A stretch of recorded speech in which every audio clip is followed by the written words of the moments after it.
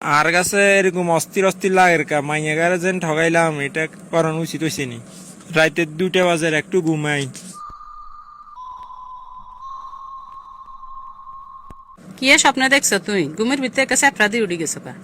আল্লাহ গো, আয় একটা স্বপ্নে দেখলাম আগুনের ভিতরে জ্বলিয়ের, আর মাটির ফাড়া একটা নাই, আর বুকের উঠছে হড়ের। 58 বছর বয়স চলে, এই জীবনে তো এরকম স্বপ্ন আর দেখি না। একটা কাজ করো, আজ যে যাই তুই কোন হুজুরের তোর স্বপ্নের কথা কগ। আসসালামু আলাইকুম হুজুর। ওয়ালাইকুম আসসালাম। হুজুর, কাল্লা একখান স্বপ্নে দেখলাম আগুনের ভিতরে জ্বলিয়ের, আর মাটির ফাড়া একটা নাই, বুকের উঠছে হড়ের। আপনি জীবিত থাকতে স্বপ্ন দেখরেন আগুনে পুড়রেন মাটির পাহাড়ায় বুকে পড়েন, লক্ষণ তো খারাপ। এই জীবনে কারো জায়গা জমি আত্মসাৎ করছেন নি। নাউজুবিল্লাহ হুজুর, আর না এটা কি এখন? আয় সাইবার হস করছি, এরকম কাজ আর দিও আর হইতো না। কারো না কারো উপরে আনে জুলুম করছেন, ভাবিসান? আচ্ছা, আয় একটু মনে করি চাই।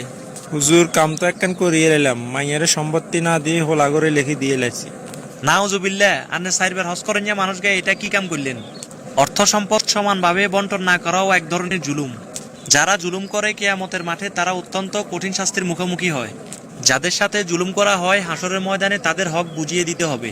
যেহেতু ওইখানে টাকা পয়সা সম্পদের কোনো হিসাব নেই, সেহেতু ওইখানে নেক আমল দিয়ে তা পরিশোধ করতে হবে। তখন